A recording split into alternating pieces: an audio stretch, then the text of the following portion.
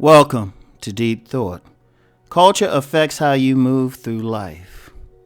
Now, I was talking a bit about that yesterday, how your belief system can affect how you go through the world. Do you walk through confidently, or do you walk through with fear, or slowly are you timid?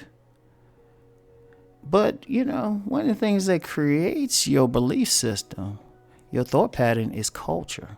What is culture? Culture is basically the social mores of the society that you live in, and culture is cultivating your behavior. Very few people go through life just what they're born with their natal personality, because the culture, first the culture is in your own household. What kind of household culture do you have? Is it a rambunctious lifestyle or environment where y'all just partying, or is it real quiet and reserved? That's the first thing, just in the home you grow up in, and then you expand that to the neighborhood. What kind of culture is there? And then to the city you're living in, and the region, and then the country, the nation that you're living in.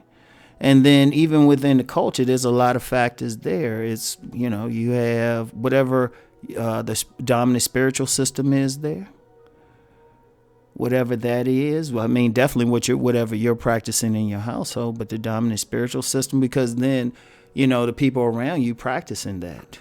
So they're going to behave a certain way. That's going to affect how you do things. And then you're talking about media. Think about with media. Think about nowadays. I mean, and media got a more profound impact now. A more profound impact, because you have music around you constantly that influences you. Everybody's on their smartphones and they're constantly looking at something that's influencing you. And of course, you got the mainstream media, you got news articles all over the place, some legit, some not. A lot of it's propaganda. Hell, most of it's propaganda. You got the education system. That's a cultural thing. If you really think about schools and how you're educated, where you're educated, people you are, that affects you. And all of that affects how you move through life. Now, when I say move through life, I literally mean how you move through life. It affects how you walk. It affects how you interact with people. It affects how you talk. It affects the things that you possibly consider important. The things you'll get excited about, the things you won't be so excited about. If you're in a culture that values, I don't know. Let me think. Okay, if you're in a culture, like say you in a cultural environment that values veganism. No, it's possible, depending on where you at. Like you in a household and then a neighborhood, maybe your spiritual practices. You got some kids that go to the private schools. Shoot. And you're around those type of people who value it as well as other things that are related to that. Shoot, you might move through like confidently, like you know what you're talking about. You could talk about veganism.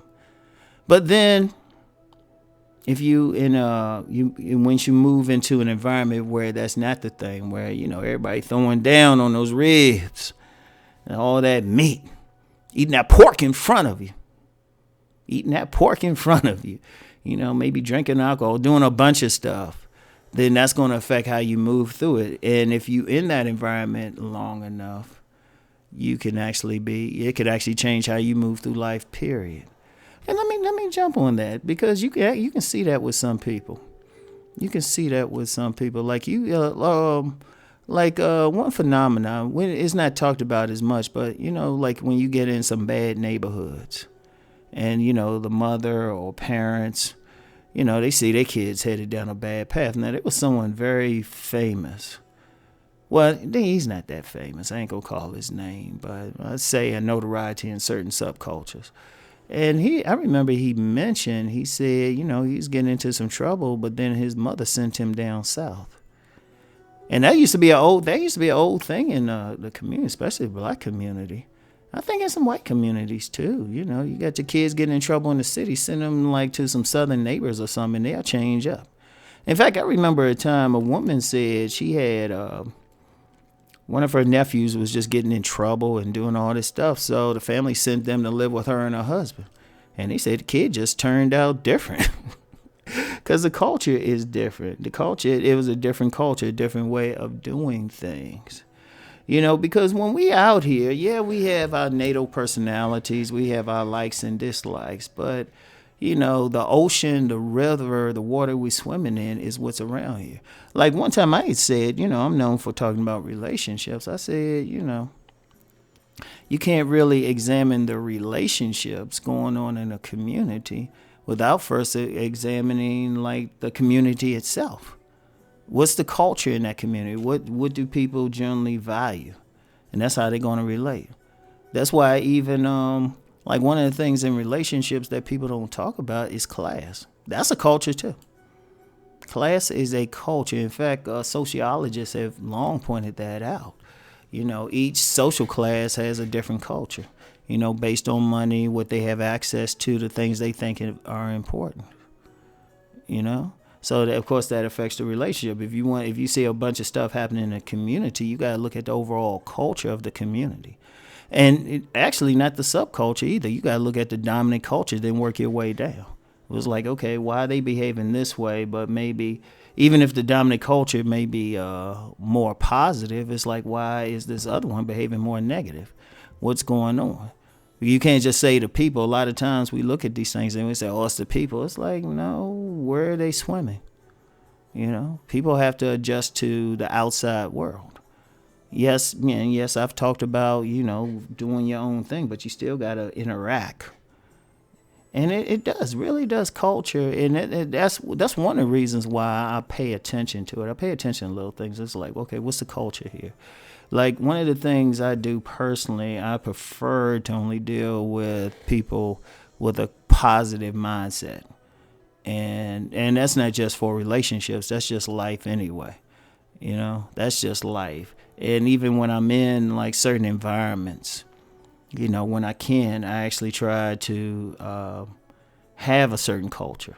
Like on some of my websites that are outside of YouTube, I've actually worked to create a certain culture within there, And actually, anybody in business kind of understands that, because if you go on any job, there's a culture. Or if you go in any place, like if you go in gyms. Like I remember when I was doing sales at a gym, and I remember the assistant manager said, yeah, this is a community. It's a culture in here.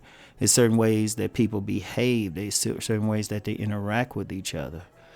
So that affects how you move literally, because when it's a culture where you feel empowered, you move with power. You walk through confidently. When it's a culture that you feel out of place, shoot, you kind of, you taking like baby steps, or you just looking around, you're not moving with confidence. And it's very important. It's very important. Like if you want to change, like a lot of times you get people, they want to change certain communities or think there's a change, but you got to look at the overall culture of it. Sometimes people look at the people, and the people do have a part in creating a culture, but you got to look at the overall thing. The vast majority of people adapt to whatever's right there. Man, it's not right or wrong. It just is. That's just the nature of people. Very few people have just that ability just to go through and just totally resist. Very few people. Because even then, you still got to interact with that culture, so you got to be a part of it in some way. You can keep you still want to keep as much independence as possible, but you still got to like basically know the language of the culture and the mores of the culture. So it's a very important thing to think about. Wherever you go, wherever you do, because that's one of the things I would do. I would go whenever I'm in any place new and there's a bunch of people, I would be very quiet at first. I'd be very quiet and just pay attention and say, okay, all right, this is how they do things. Okay, here's how I adapt. I'm still keeping who I am. I'm still keeping true to myself. But then I'm saying, okay, this is how I can adapt with who I am to what's going on here. And part of that came from the culture I came from. It was a culture of winning and moving through life with authority. So anyway, that's all I had for today. Something to think about. Peace and blessings.